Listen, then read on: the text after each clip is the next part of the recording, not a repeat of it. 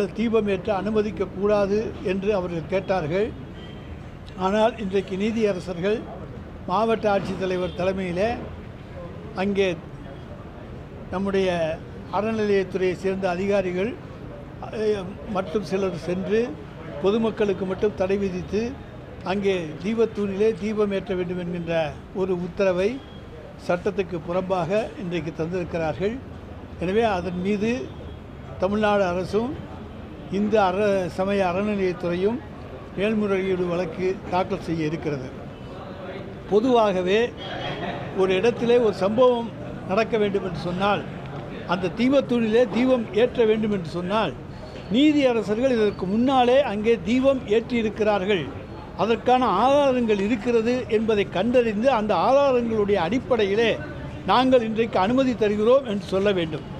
ஆனால் எந்த விதமான ஆதாரங்களும் கிடையாது. இன்றைக்கு பெருந்தலைவர் காமராஜர் ஆட்சி நடந்தது, ராஜாஜியினுடைய ஆட்சி நடந்தது, புரட்சித் தலைவர் எம்ஜிஆர் ஆட்சி நடந்தது, அதே போல் ஜெயலலிதா அம்மையாருடைய ஆட்சி நடந்தது, தலைவர் கலைஞருடைய ஆட்சி நடந்தது. இப்படி பல்வேறு ஆட்சிகள் நடந்தன.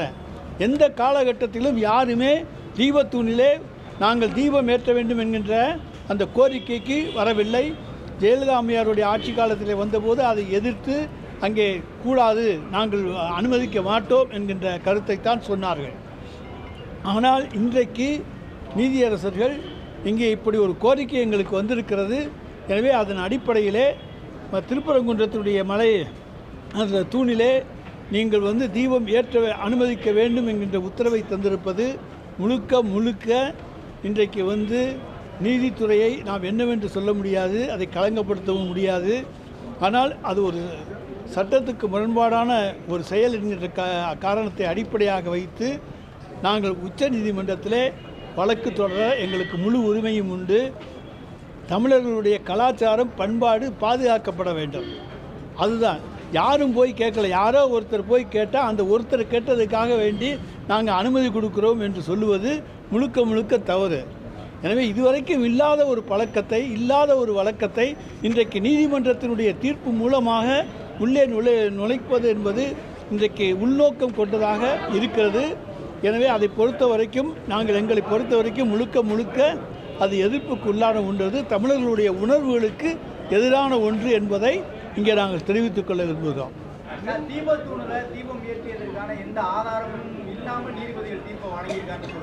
எங்களுக்கு தெரிந்தவரை நீதிமன்றத்தை, அதாவது தீபத்தூணிலே தீபம் ஏற்றியதற்கான வரலாறு சான்று என்பது ஒரு 100 ஆண்டு காலத்துக்கு கிடையாது. அது தீபத்தூணுங்கிறதுக்கு ஏதாச்சும் ஆதாரம் சமர்ப்பித்தாங்களா? இல்லையே சார். சர்வேக்கள் அங்கே இருக்கப்பட்டது ஆங்கிலேயர் காலத்திலே அது நடப்பட்டது.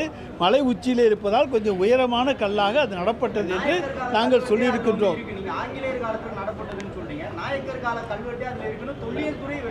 நாயக்கர் காலத்திலையும் இருந்துட்டு போகுது, அதை பற்றி இல்லை. ஆனால் அங்கே தீபம் ஏற்றப்பட்டதுக்கு ஆதாரம் இருக்கிறதா? யாருக்கு? நாயக்கர் காலத்திலேயோ ஆங்கிலேயர் காலத்திலோ ராஜாஜி அவர்கள் காலத்திலோ காமராஜர் காலத்திலோ எந்த காலத்திலும் அதுக்கு இருக்கிறதா?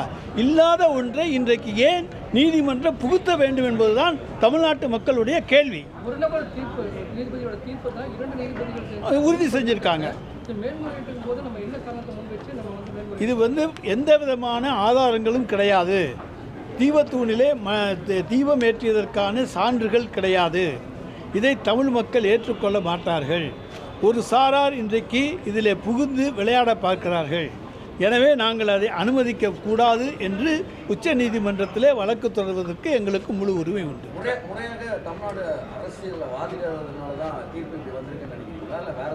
நாங்கள் தமிழ்நாடு அரசு எல்லா கருத்துக்களையும் எடுத்து வைத்து வாதாடி இருக்கிறது. ஒரு இடத்துல இந்த இடத்துல இதுதான் நடக்கணும்னா அந்த இடத்துல நடக்கும். சுடுகாடு இருக்கிறது, அங்கே தான் நம்ம பாடியை எரிக்க வேண்டும் என்று சொல்லி கிராமங்கள் வைத்திருந்தால் அந்த இடத்துல தான் போய் எடுப்பாங்க. அதுக்கு போல் வேறு எந்த இடத்துலையும் போய் எரிக்க மாட்டாங்க. அதுபோல் பழக்க வழக்கங்கள் தான். எனவே அந்த பழக்க வழக்கத்தை மாற்றாதீர்கள். இதுவரை எந்த ஆதாரமும் இல்லாத ஒரு இடத்திலே எதற்காக இப்படி ஒரு தீர்ப்பை கொடுத்து தமிழ்நாட்டிலே ஒரு குழப்பத்தை உருவாக்க முயற்சிக்க வேண்டும் என்பதுதான் எங்களுடைய கேள்வி. தீபம் ஏற்றுறது தீர்ப்பு மட்டுமல்லாம அங்கு நடைபெற்ற அந்த பிரச்சனைக்கு காரணமே அரசு தான் அப்படின்னு ஒரு குற்றச்சாட்டையும் முன் வச்சிருக்கிறாங்க. அரசாங்கத்தின் மீது எந்த குற்றச்சாட்டையும் சொல்லலாம். ஆனால் அன்றைக்கு அரசாங்கம் தடுக்காவிட்டால் அங்கே போய் தீபம் ஏற்ற வேண்டிய சூழ்நிலை ஏற்பட்டிருக்கும். எனவே தான் இன்றைக்கு மாவட்ட ஆட்சித்தலைவர், அங்கே இருக்கக்கூடிய காவல்துறை தலைவர் போன்றவர்களெல்லாம் சரியான நேரத்திலே 144 தடை உத்தரவு போட்டு அதன் அடிப்படையிலே யாரும் மலை உச்சிக்கு செல்லாமல் பாதுகாத்தார்கள். எனவே அந்த பாதுகாக்கின்ற உரிமை அரசுக்கு உண்டு.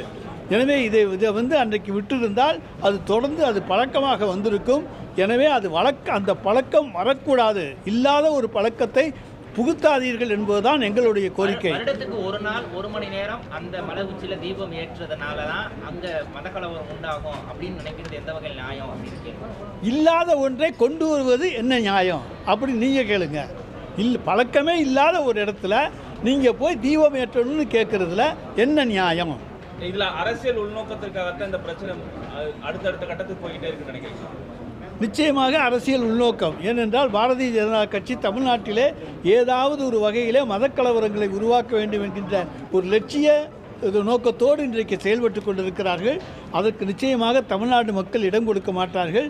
எல்லோரும் தாங்கள் விரும்புகின்ற செயலை செய்கின்ற உரிமை இன்றைக்கு பழக்க வழக்கப்படி கலாச்சாரப்படி அவர்கள் விரும்புகிற செயலை செய்கின்ற உரிமை ஒவ்வொருவருக்கும் உண்டு. ஒரு கட்சி சார்ந்த விஷயத்தை நீங்கள் சொல்லும் பொழுது அதான் அடுத்து உச்சநீதிமன்றத்துக்கு உடனடியாக எடுத்துச் சொல்வோம். நிச்சயமாக அங்கே நல்ல தீர்ப்பை நாங்கள் பெறுவோம் என்கின்ற நம்பிக்கை இருக்கிறது. அரசு இன்னமும் அது தீபத்தூணா இல்லை சர்வே கல்லா என்ன ஸ்டாண்ட்ல இருக்கு அரசு?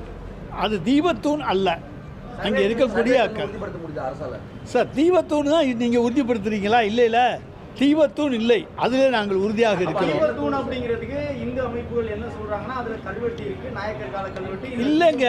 அங்கே எந்த காலத்துலையும் ஏற்றலை, நாயக்கர் காலத்துலையும் ஏற்றலை, எந்த காலத்துலையும் ஏற்றலை.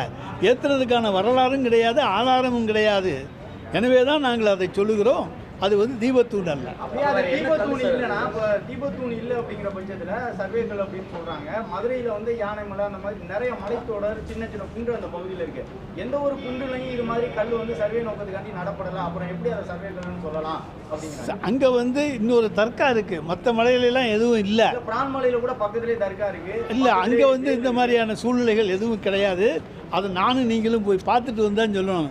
சர்வேக்கள் இருக்கா இல்லையாங்கிறத பார்த்துட்டு வந்தால் சொல்லணும், பார்க்காம சொல்ல முடியாது.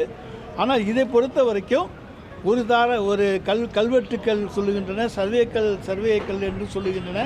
ஒவ்வொன்றுக்கும் ஒவ்வொரு ஆதாரம் இருக்கிறது. ஆனால் ஒன்று மட்டும் உறுதி, அது தீபத்தூண் அல்ல.